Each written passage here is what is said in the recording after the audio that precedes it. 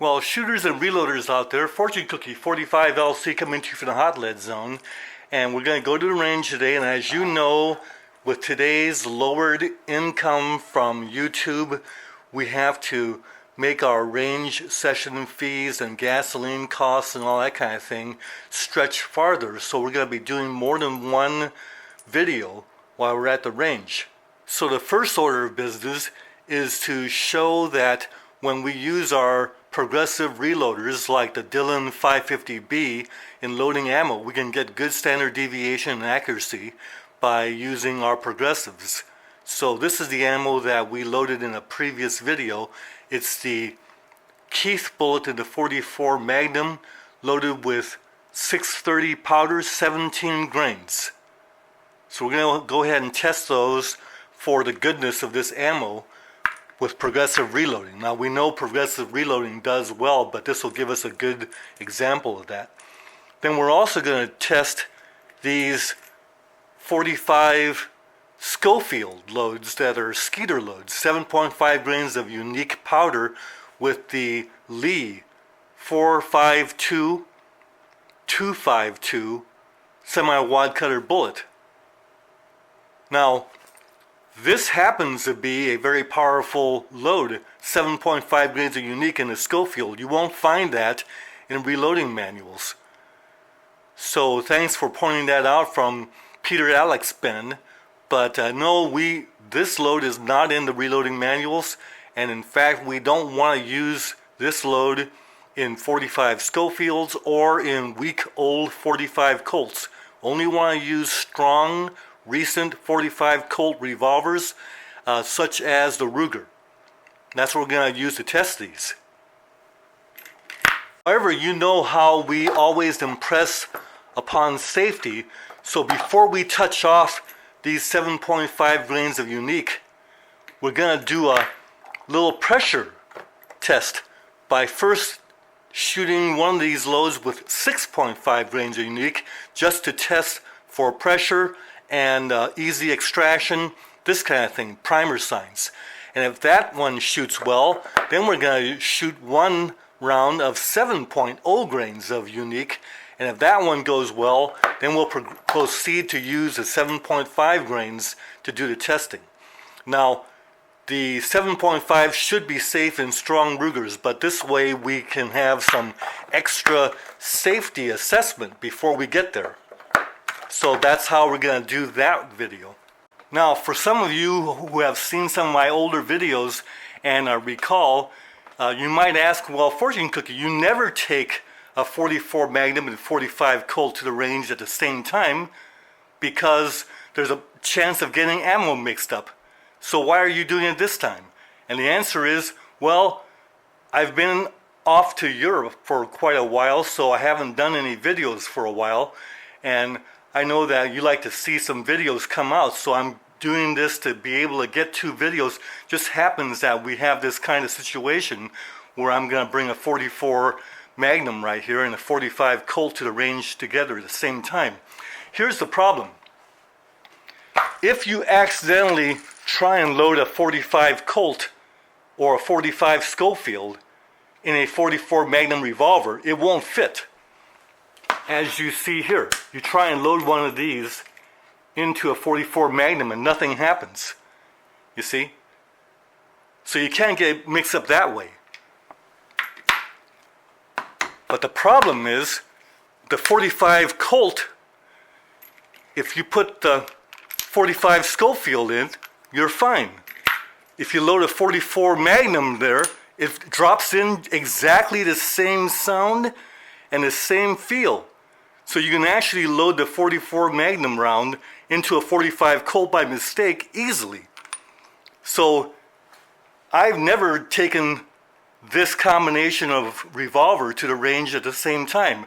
But I'm going to do it this time because if I know that this situation can happen, I can guard against it mentally.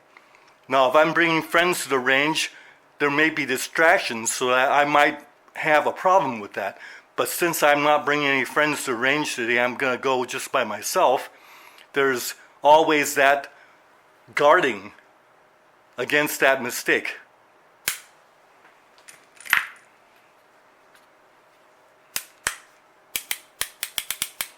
to make sure these are clear before we load them in to the case. And of course, we are going to use our strong Rugers for this work. Now, one is the 45 Colt Blackhawk, and the other is the 44 Magnum Super Blackhawk. Now, both these are in the same frame, and they're both very strong revolvers. Notice how I have both of them arranged so that they're pointing down range when I open the case. So I don't have to do any reversing or this kind of thing. Now, the one thing about that is, if you do that, I like to carry a rag to use to wipe off powder, the powder fouling before I repack the guns after I get through shooting.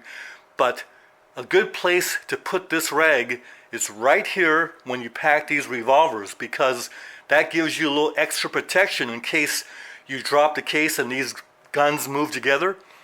What you're doing is you're protecting the rear sight blade by putting this little shielder here.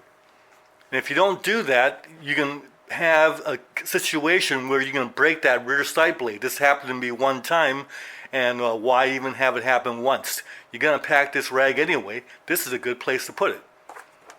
Let's go to the range. So these are loaded in the Dillon 550B Progressive. And once again, it's 17 grains of 630 powder and the Keith 429-421 bullet, traditionally lubed and sized. And we're going to look at the standard deviation and the accuracy of this, typical of progressive reload. And I'm expecting standard deviation somewhere around 50.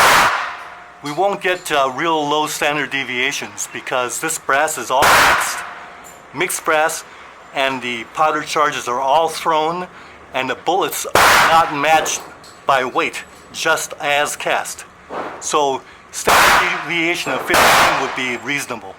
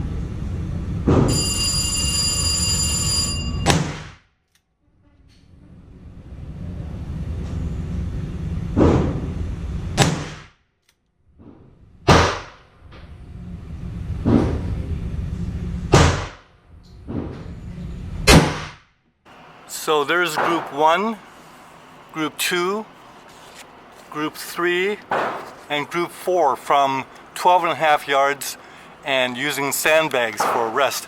And here are our results. We have here an average of the 4 groups of 1,216 feet per second and a standard deviation average of 16. So that's right about what we expected. And then the average group is like 1¼ inches between the 4 groups. Not bad. So we can do very well with our progressive presses and handgun ammo especially.